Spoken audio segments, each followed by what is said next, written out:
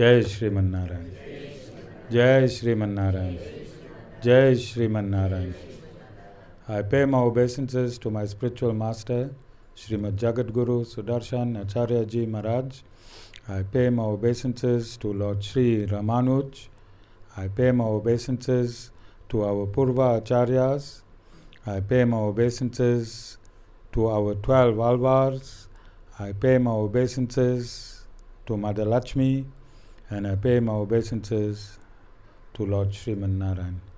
I welcome all of you here physically at the Sri Narayan Dham in Durban, South Africa. I welcome those that's watching this discourse locally, nationally and internationally. And I welcome in advance those that's going to be watching this discourse when it is posted on YouTube and the various groups from around the world subsequently. Today I want to discuss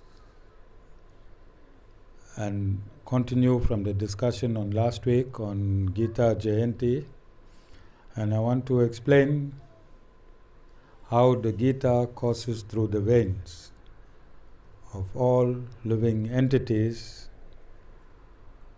Mother Nature and the Universal Supreme Lord, the Super Soul. So the Bhagavad Gita can be categorized in 5 segments, and all 5 segments are intertwining with each other throughout the existence of these material universes.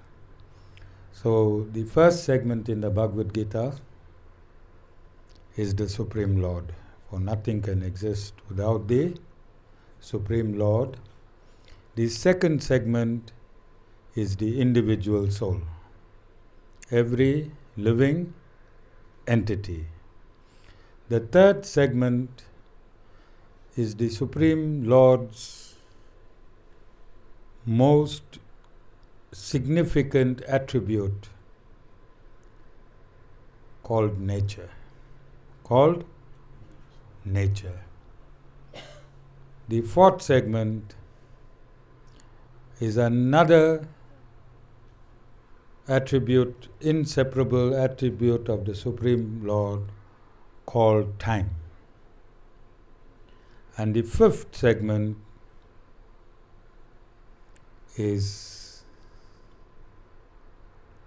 what is called karma. That is by what is called karma. So you are born, your birth takes place through karma, your growing up takes place through karma, your marriage takes place through karma, your divorce takes place through karma, and your death takes place through karma. So when you mix up these 5 elements or these 5 dimensions, the Supreme Lord, the living entities, material nature, time and karma, you get this beautiful universe. This beautiful universe. Then each individual karma is put on a spreadsheet. Put on a spreadsheet. This spreadsheet dictates which family you'll be born into, which country you'll be born into, which continent you'll be born into, which planet you'll be born into, and which universe you'll be born into. This spreadsheet. The Supreme Lord has a superior or the most superior management system that exists or is currently in existence. The most superior. This management system is functioning 24/7, 365. 155 trillion years have already passed, not one mistake.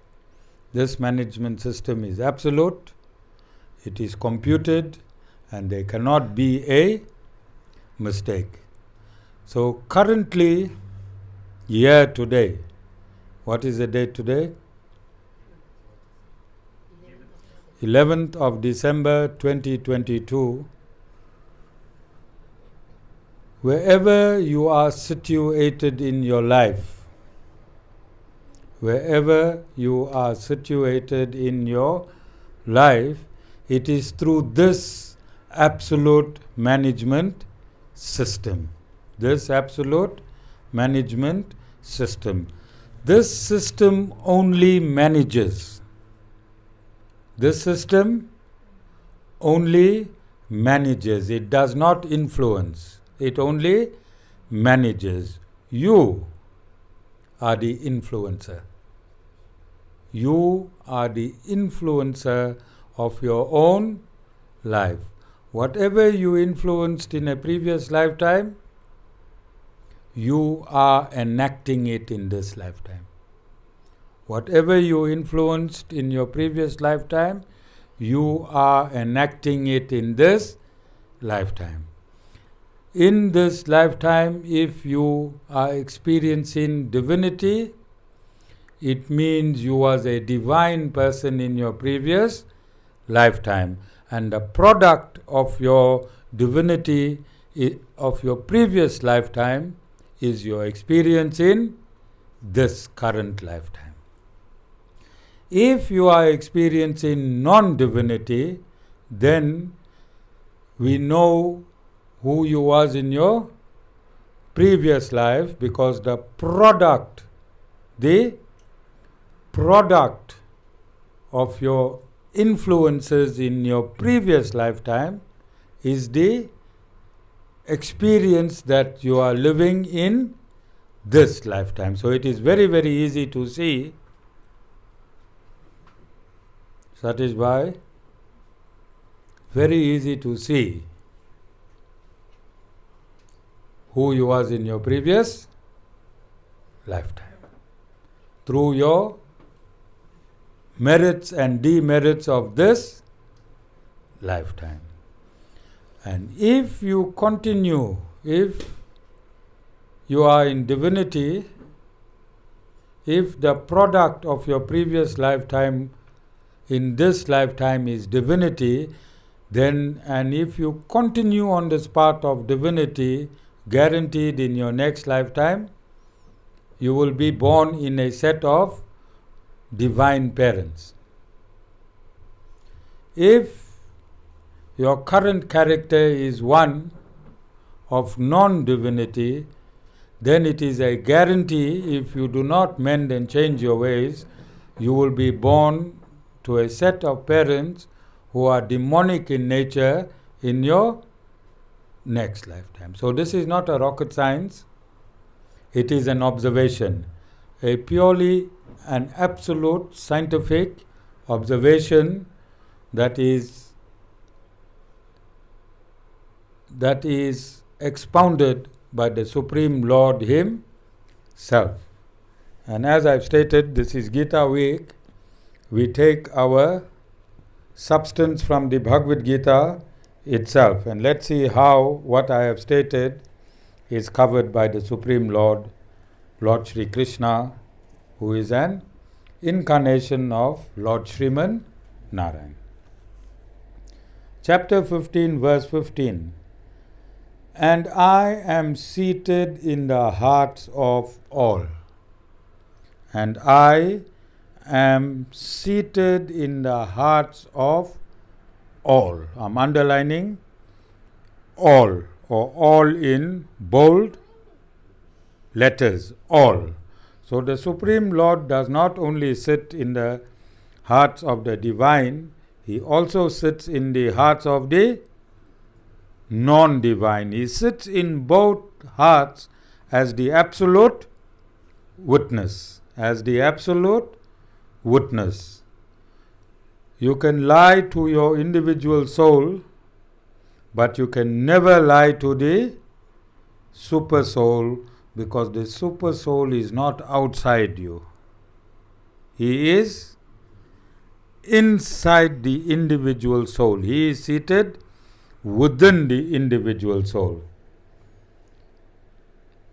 From me are memory, knowledge, and their removal also.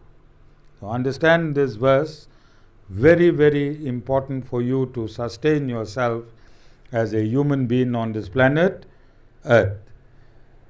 From me are memory, knowledge, and their removal also. So when your memory is removed,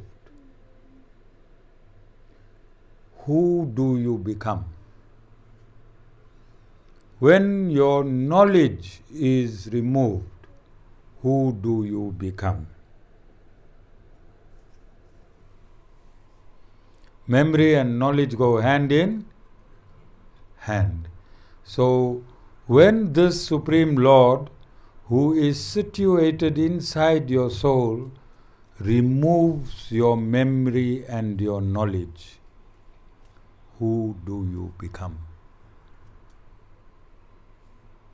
If you do not know what happened yesterday, then yesterday becomes dark. Yes or no? If your knowledge is removed, then what becomes of your intellect?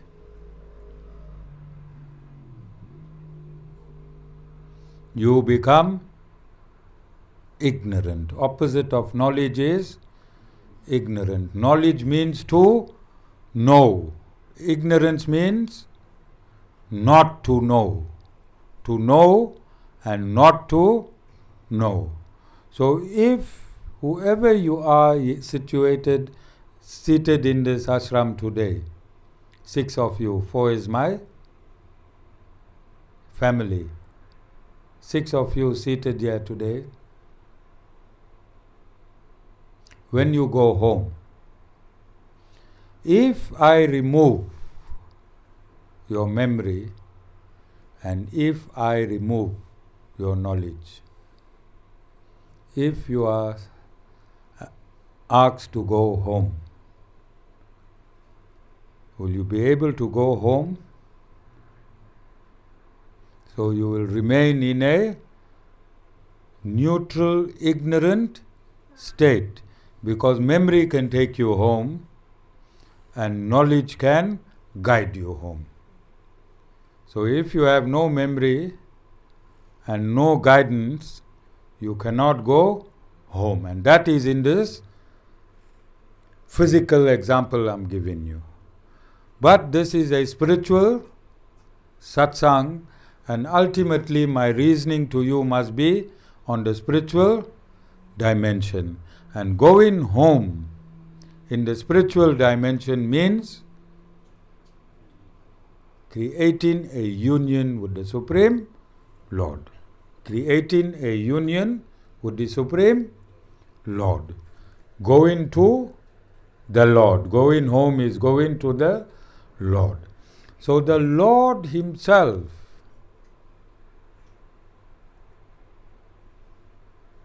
removes your memory and removes your knowledge.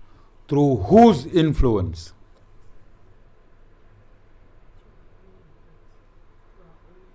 Through your own influence. You influenced the Supreme Lord yourself, and you told the Lord, please remove my memory and please remove your knowledge from me. Who did that? You. Lord is always neutral. Lord is situated in your soul, neutral, but because the Lord is perfect, because karma is perfect, then the Lord, through His perfection, ensures you do not gain one atom less of your karma or more of your karma. So if you are situated in the demonic zone, the demonic zone means you have no memory and no knowledge of the Supreme Lord.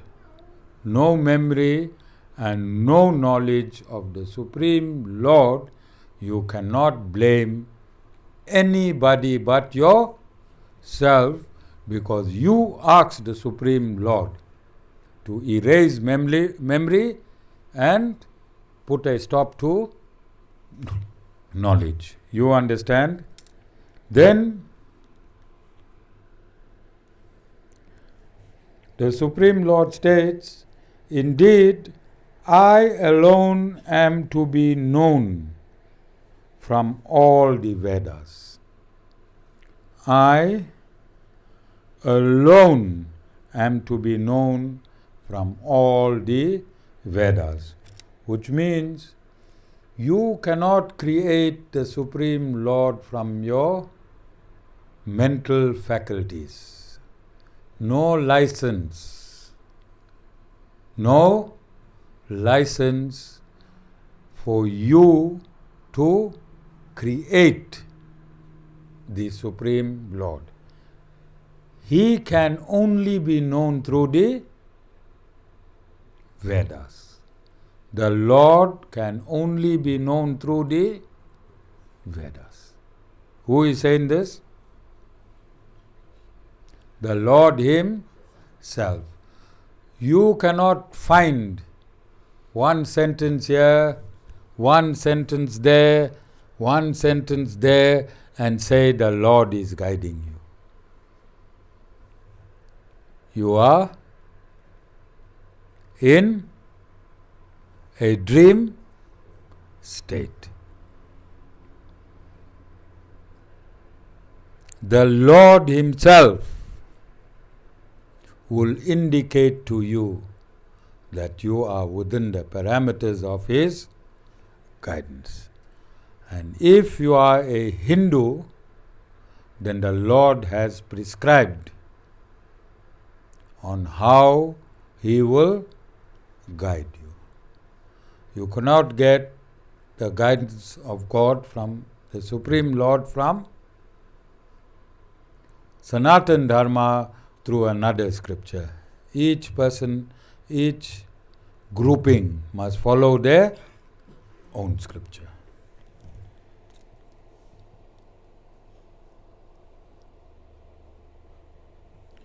I bring about the fruition of the rituals of the Vedas. I bring about the fruition of the rituals of the Vedas. So if you perform all the sacrifices as enumerated by the Supreme Lord Himself in the Vedas, then only will it be fruitful.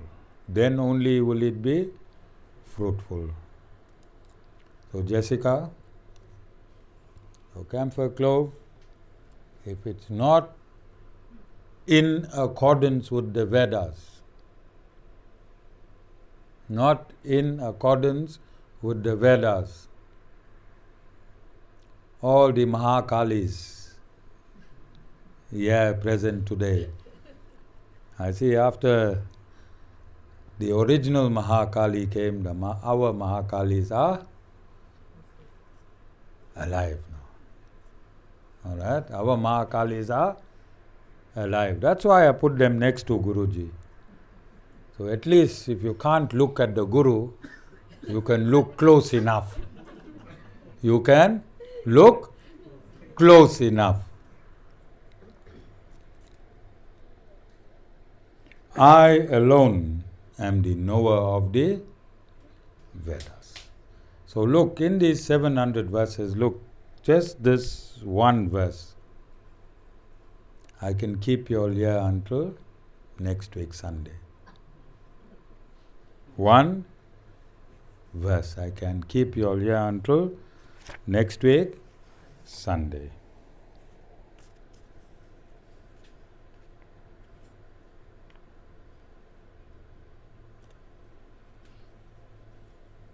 And again, I just flipped the Bhagavad Gita. Chapter 18, verse 63. Thus the knowledge, the mystery of mysteries, has been declared to you by me. Full stop. Reflecting on it fully, do what you will. I'm going to read this again, it's very important. Thus the knowledge, the mystery of mysteries, has been declared to you by me. Full stop. Reflecting on it fully, do what you will. What does that mean?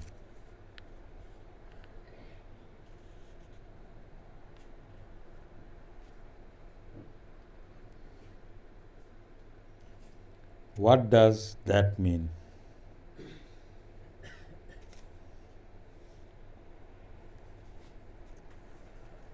All the Mahakalis,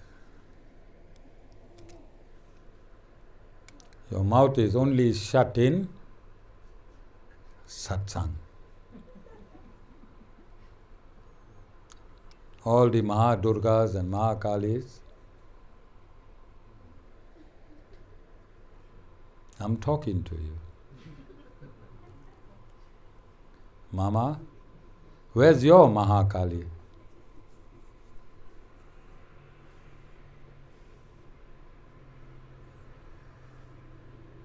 What does it mean?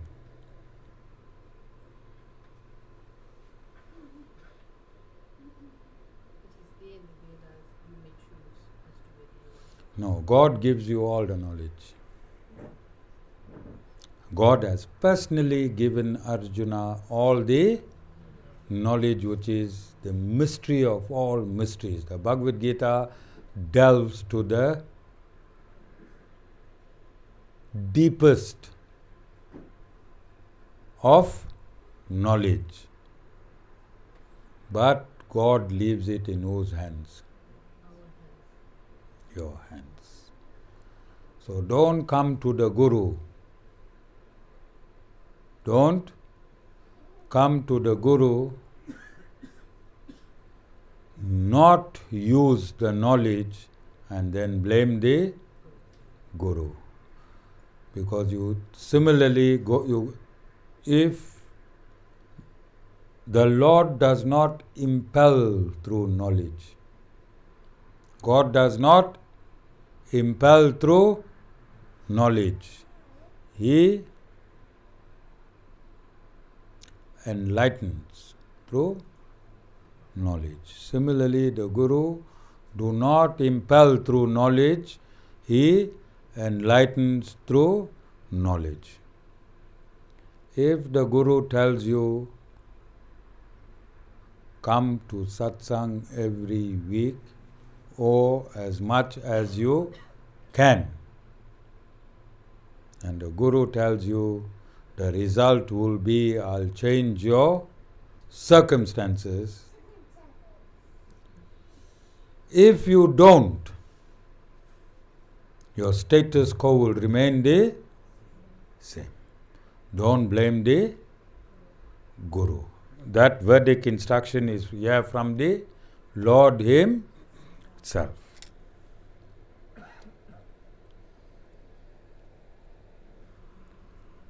Gita week. Not Gita, Bhagavad Gita week.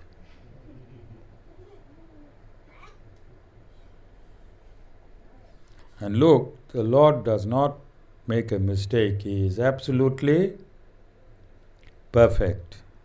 Just in 700 verses, my entire life on this earth, my 60 years and 1.5 months is inside the 700 verses.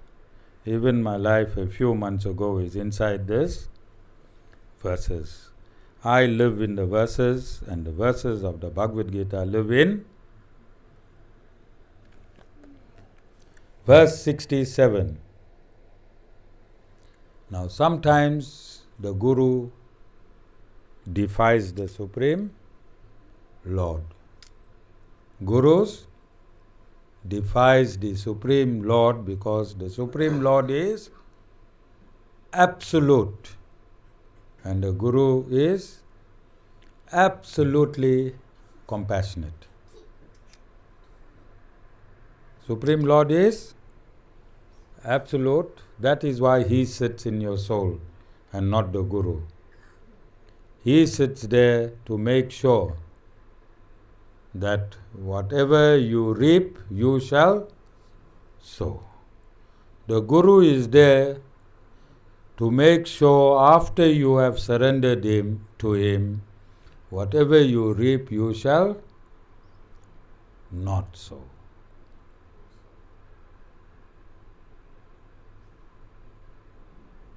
Let's do it again. Let's do it again. The Supreme Lord is situated in your soul, driving you from one karma to the next karma to the next karma, because He is sowing your karma through the vehicle of your body. He is absolute and is ensuring that every karma is reaped. That's the Supreme Lord because He is absolute. The Guru is both absolute and compassionate. So He, when you surrender to the instructions of the Guru makes sure that you don't sow your karmas, because the Guru plots a new destiny for you, which is karma free. Can you see the difference now? Can you see the difference? So, in the domain of the Guru, if you have faith and if you have surrendered to the instructions, there is no difference between the Guru and his instructions. If you have surrendered to the Guru's instructions, then the Guru extricates you from your destiny and starts to plan a new destiny for you. God goes neutral. You all know what is neutral? You all tried it, trying to save petrol. You all tried neutral gear, going down long hills to save a few milliliters of petrol, that's all, not a whole lot. So I decided never to coast. There's a mechanic seated there, he'll tell you. Alright? There, the piano, that's a mechanic, he'll tell you coasting is a waste of time. Coasting is a waste of time. The most you save maybe is 1 tablespoon.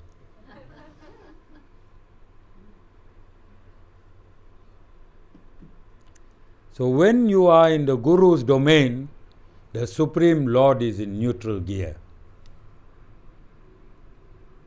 So the Guru can engage your gears. And the Supreme Lord has no mandate to interfere with the Guru. Supreme Lord has no mandate in the Guru's domain. But the Guru has mandate in the Supreme Lord's domain. He can come in and pick up the vilest person. The Lord is about to drive you to your greatest crash. And the Guru can come in, put that gear in neutral, and steer you away from that crash. Can you see the significance and the importance of a Guru?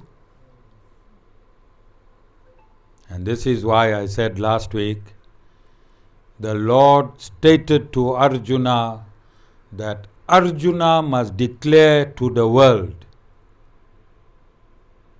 how important his devotee is, because the Lord can always be changed in respect to his promises, in respect to his driving you to your destination. But the Guru is always absolute. The Guru can come and make the Lord's words to be changed. But the Lord will never allow the Guru's words to be changed. The Lord will go out of his way to make the Guru's instructions come true, notwithstanding his instructions on the same subject matter. You understand? And it is in the Vedas, it's in the Bhagavad Gita, it's the absolute truth, because it is spoken by the Supreme Lord himself. So let's see what he is saying in verse 67. Never should this be told by you to one who is not austere. A-U-S-T-E-R-E.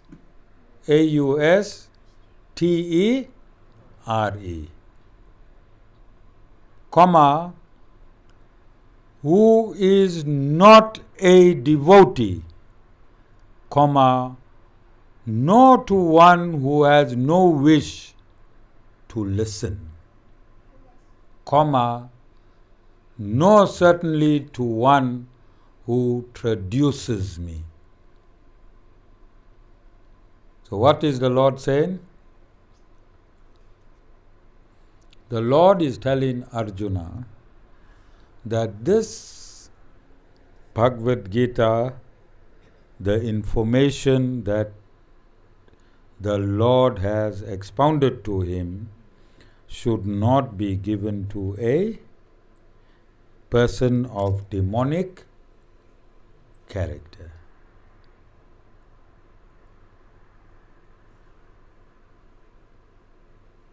Amita, why are you so sad?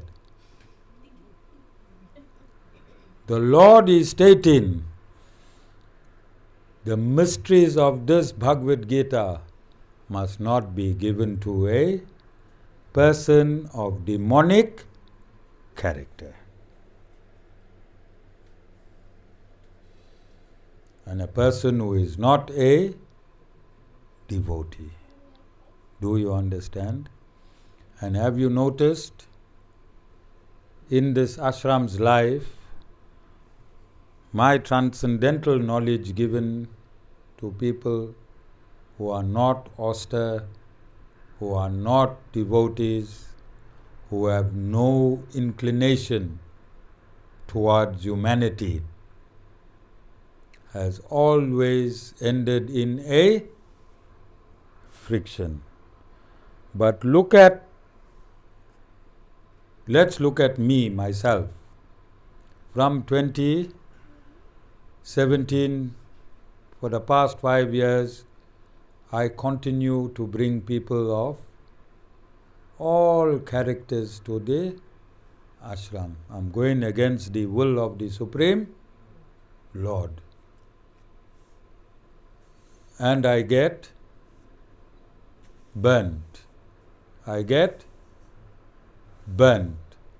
And the more burnt I get, the deeper in the trenches I go.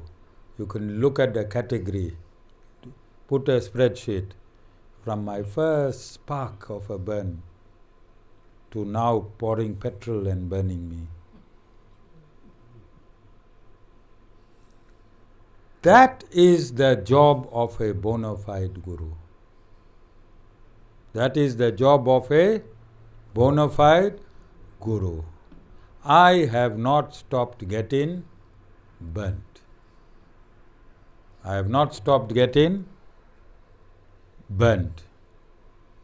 But my conscience is clear that whoever crosses my path, I'm going to stop you and tell you this way is the Lord's house. That's my job. That is why you can imagine me standing at a stopped street. So the mini came, I told the mini this way is Lord's house. A bigger car came, I said this way is Lord's house. 4x4 came, I said this way is Lord's house. 4-ton truck came, I said this way is Lord's house. 6-meter truck came, I said this way is. 10-meter came, 20-meter came, 30-meter came, 40-ton came. All tried to knock me down, but I continued at the stop street and I'm still doing so. This way is the Lord's house, Lord Sriman Narayan. That's the job of a bona fide guru. Do not leave your path. Do not leave your path. Alright? So this is going to continue to happen. Because the Lord says, my devotee never perishes. So all these trucks, these trains, later missiles, M16 missiles, there'll be more capable entities trying to destroy the Guru. But the Guru will continue until his last breath to show you where the Lord lives. That is all the Guru is doing. Guru is saying, stop. That road you are traveling in currently is not taking you to God's destination. Make a U-turn or make a side turn or go up that road and God is waiting for you there. Alright, are there any questions? Any questions? So quickly, we're going to have load shedding at 12. Let's understand what I said about the Bhagavad Gita. I said you have the Supreme Lord, you have the individual soul, you have Mother Nature, you have time, and you have karma. And if you take all of this and mix it up together, you have one big cosmic cake called the universe. And you are one atom that is vibrating in this universe. This universe won't function. You see the clock? You saw all the wheels and the springs behind the clock. Imagine that clock to be a universe. If you remove any aperture, any mechanism from that clock, which is turning and giving you seconds, minutes, hours, anything you remove from there, what happens to the clock?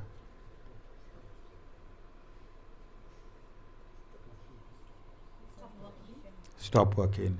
Similarly, every soul that is compressed inside this universe, every soul that is compressed inside this universe makes this universe go round and round. That's how important you are. That is how important you are, because every part is connected to the next part, and all the parts combined reside within the clock. Imagine the clock to be the Supreme Lord. Every part exists within the Supreme Lord, but also making every mechanism function. So the wind functions because of you. The sun functions because of you. The moon functions because of you. The earth functions because of you. The water functions because of you. Look at what a great and scientific declaration that I am making today. Have you ever thought of that? You are not that insignificant being on this planet who is not connected to the Supreme Lord. Who is not connected to the Supreme Lord because the Lord got you covered. The Lord got you covered. Let's see how He got you covered, Amita. How has the Lord got you covered? One, He lives inside your spiritual soul. Your spiritual soul is His house, is His domain. In that way, the Lord can never lose sight of you. How can He lose sight of you if He is living within you? He can never lose sight of you. Then, a combination of each one of you makes this universe. Makes this universe, and this universe is functioning because of your karma. The day karma stops, universe collapses. The day karma stops, universe collapses. For this universe to rotate, there have to be a negative pull and a positive pull. If there's only a positive pull, there'll be no flux. And if there's no flux, there'll be no action. And if there's no action, and if this universe has no action within itself of its planetary system, then this universe will cease to exist. So every right that you do is fuel for this universe to exist. Every wrong that you do is fuel for this universe to exist. You may continue doing wrong and continue providing fuel for the universe, or you may start doing right, provide the fuel for this universe, and also have a bonus. That end of this lifetime, you can leave this universe where you do not have to provide any fuel, where you can just live in absolute bliss and harmony. You can live in absolute bliss and harmony. So this is the science of this universe. Continue doing good. Lord Sri Krishna states in the Bhagavad Gita that if you eat all the food that you have cooked by yourself, you are verily eating sin.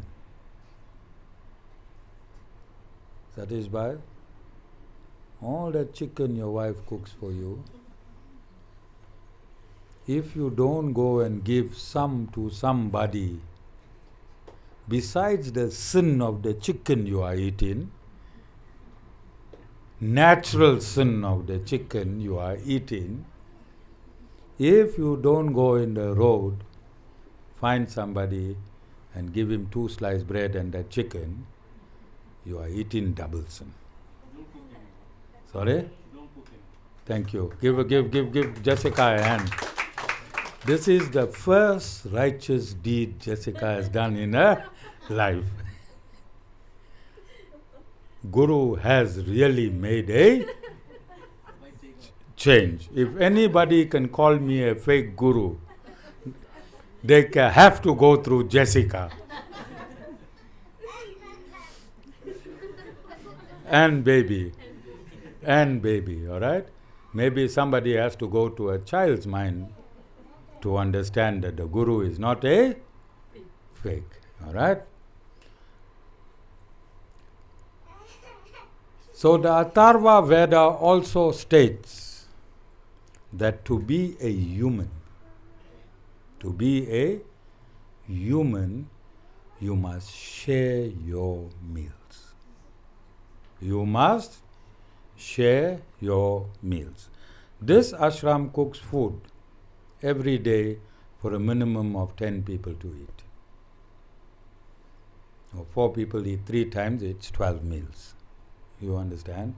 We do that on a daily basis.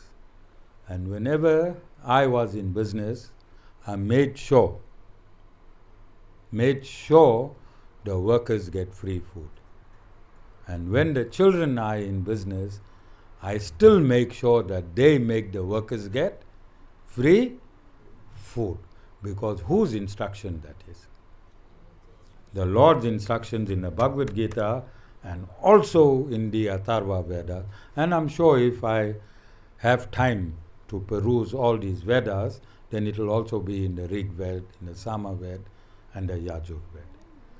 So giving food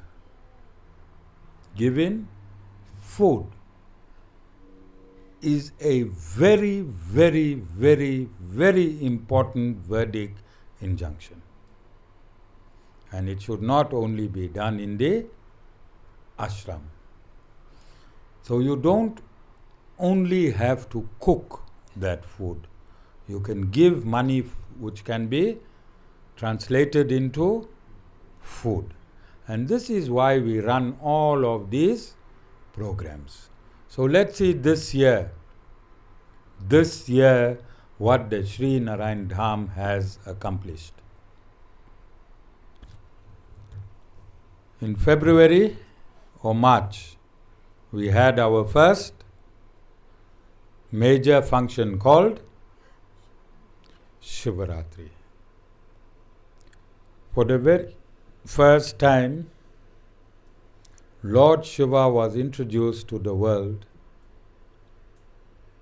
in the most dynamic way, especially in a Vaishnavite ashram. This is not the practice if you go to India. The manner in which the Sri Narayan Dham brought in Lord Shiva, introduced Lord Shiva, and has given him a permanent home at the entrance of this ashram.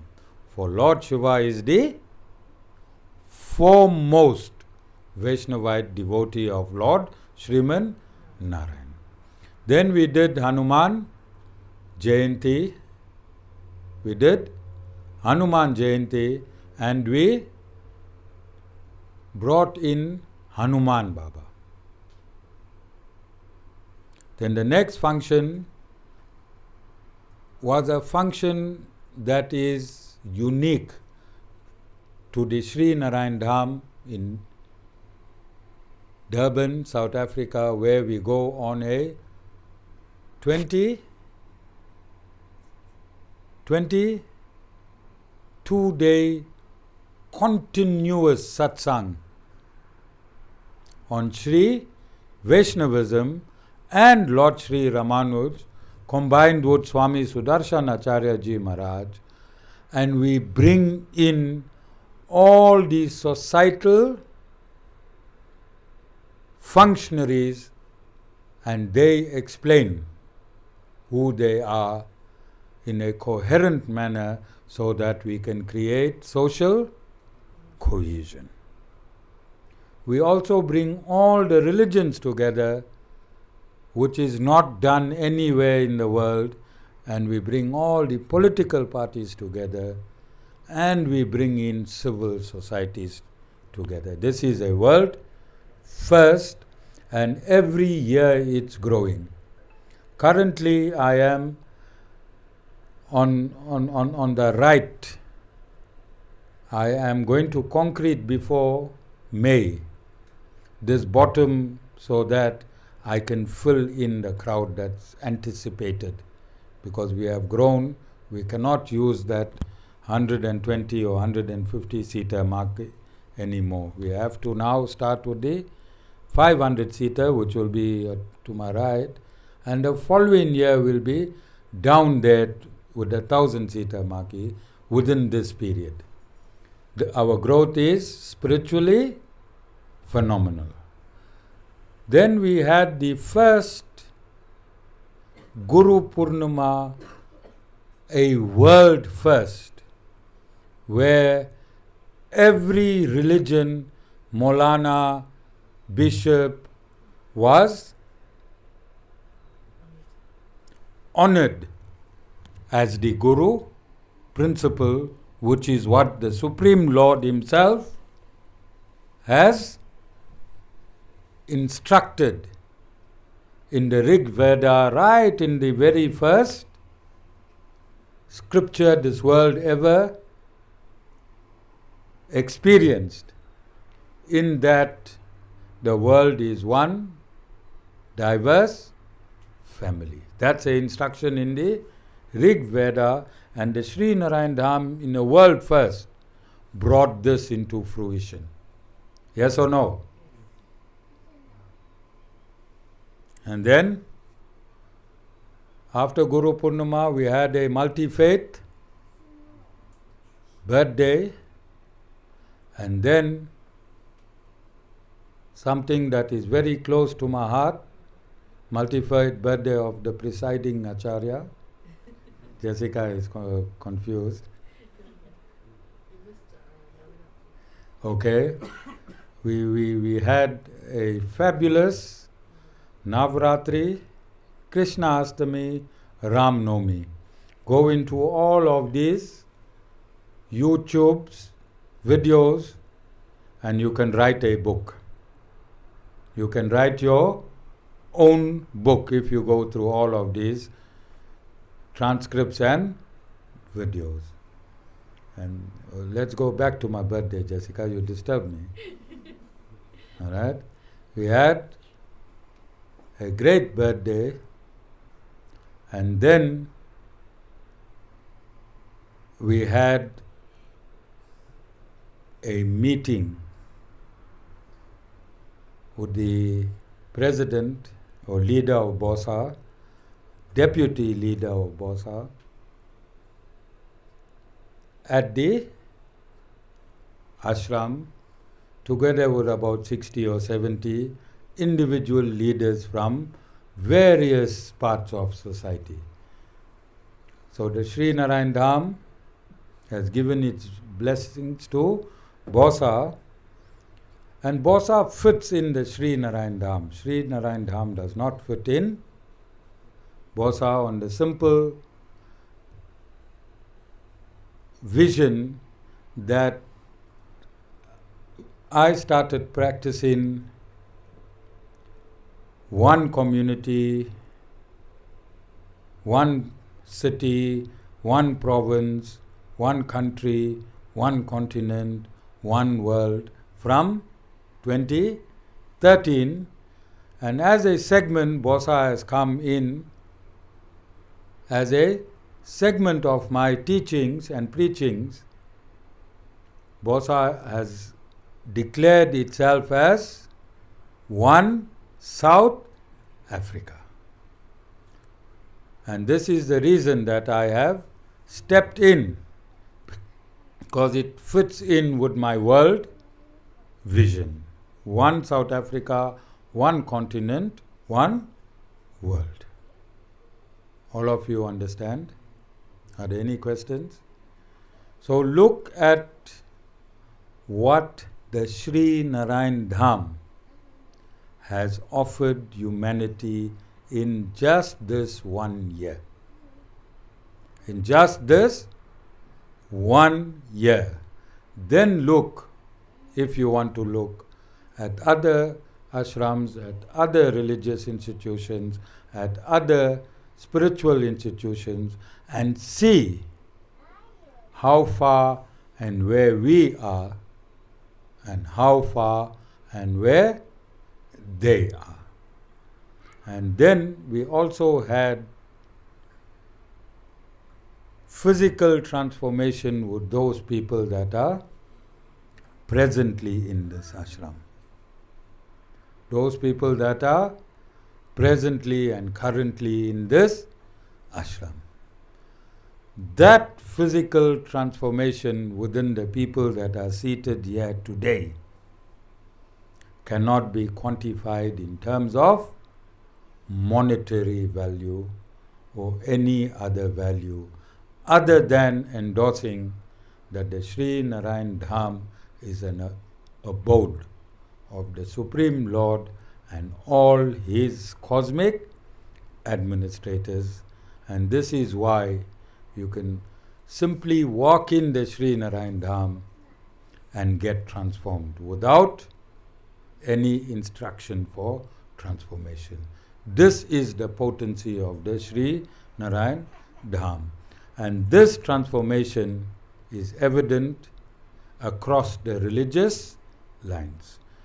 Christians have benefited, Muslims have benefited, and Sanatan Dharmis have benefited. Whites have benefited, coloreds have benefited, blacks have benefited, and Indians have benefited.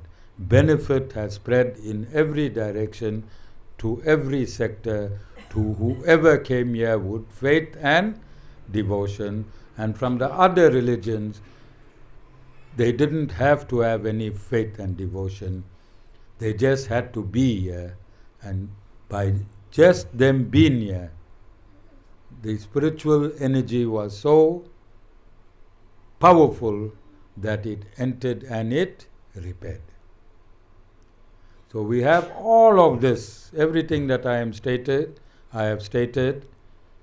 You can go back on YouTube and you can check with the testimonies. Jai Shriman Narayan.